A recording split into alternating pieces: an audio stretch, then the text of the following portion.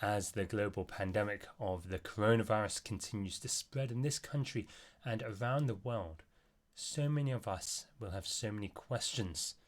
Questions perhaps surrounding social distancing and how we're going to get through this time, and how long will this time be? How long will it be before we're able to go see our friends and family freely again? What will the world look like in the months and perhaps even the years ahead? So many questions and so few answers. And we may have questions around the spiritual reality of the world as well. Questions around God and who he is and what he is doing.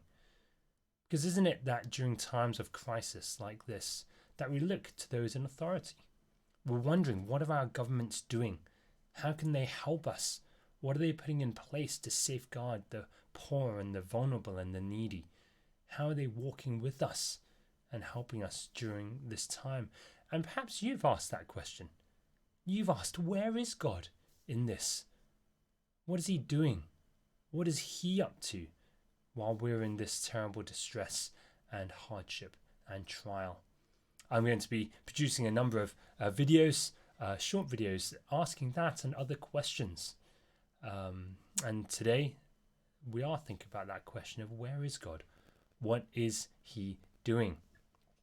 Well, first, a warning from the Bible which we must heed as we ask that question. Where is God? What are you doing? There's a man called Job in the Bible. There's a book of the Bible covering something of his story, of his life. It's possibly the oldest book in the Bible. And it covers a time in Job's life when he's going through great tragedy and real loss and bereavement. And in the midst of that suffering, he cries out and he says, God, where are you? What are you doing?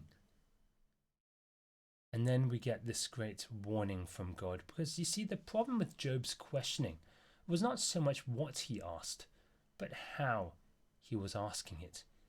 He was speaking to God, crying out to him as if Job were the one who had the right to question God. He stood in authority over God, questioning him, asking him to make an account for who he is and what he's doing. And towards the end of the story, we have recorded for us in the Bible God's words to Job. You see, God shows up and says to Job these words in Job chapter 38. The Lord answered Job out of the storm. He said, who is this that darkens my counsel with words without knowledge? Brace yourself like a man. I will question you, and you shall answer me. Where were you when I laid the earth's foundations? Tell me if you understand. Who marked off its dimensions? Surely you know. See, God is there saying, I am God. I am the one who laid the foundations of the world. I am the one who's put all things together, and I hold all creation in my hands. I made you, Job. And so if anyone's going to do any questioning, it is God who will question us. It is we who must make an account towards our Maker. It is we who will answer to our Creator. And so we must be careful how it is that we approach this question, how it is that we approach God when we ask of him, where are you? Who are you? What are you doing in all of this? And yet the Bible does give us answers.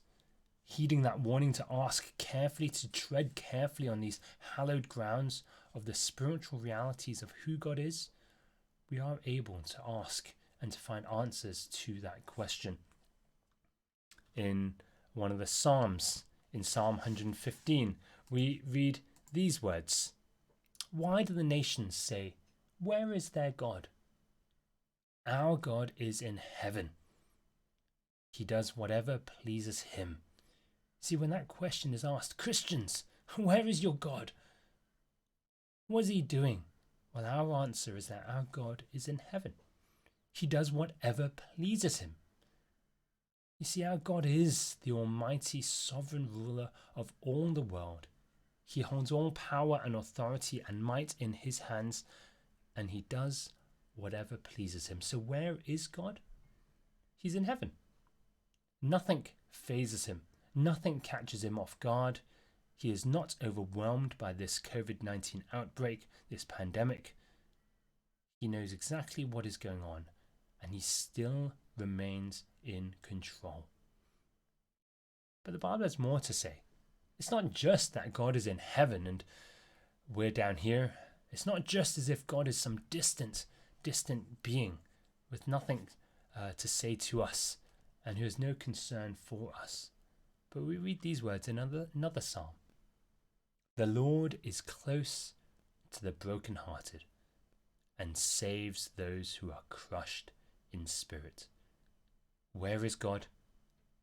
He is close to us who are feeling worried and anxious and fearful.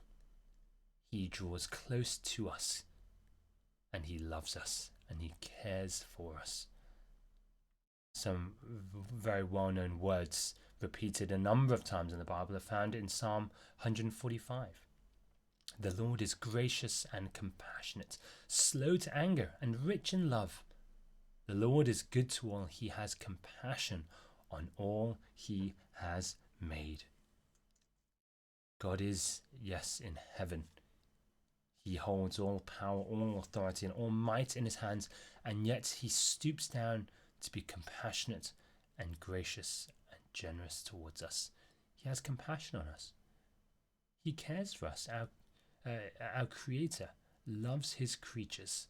Our Maker loves all those whom he has made. So in his authority, he knows gentleness.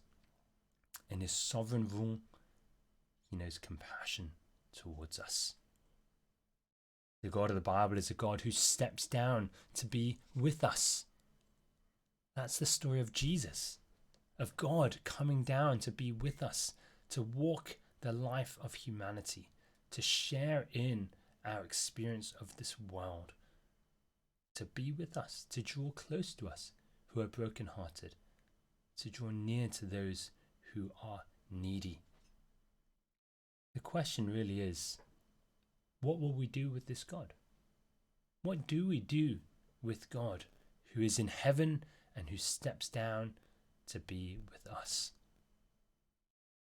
In our comfortable Western world, and throughout many other countries as well, in our comfortable world, it's so easy for us to forget who God is.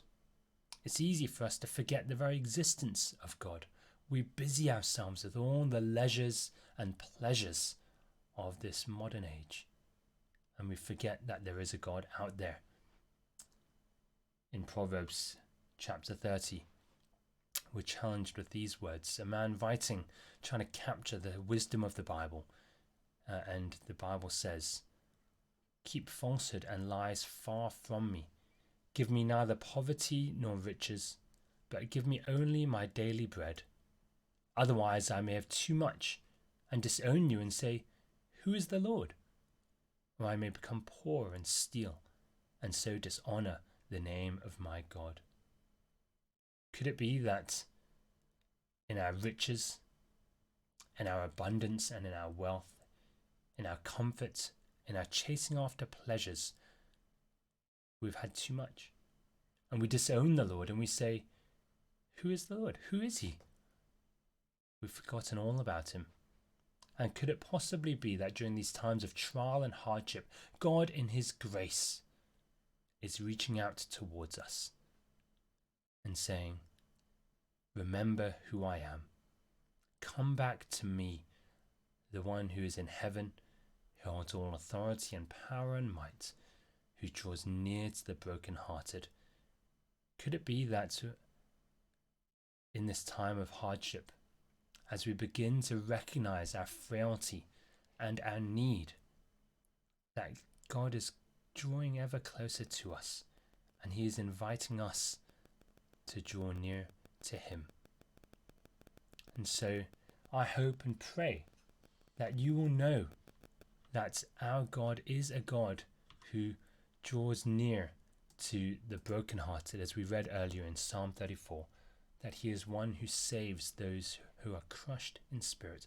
I pray that you would know that Jesus is close to you. I hope these words, these verses from the Bible are of great encouragement and help to you.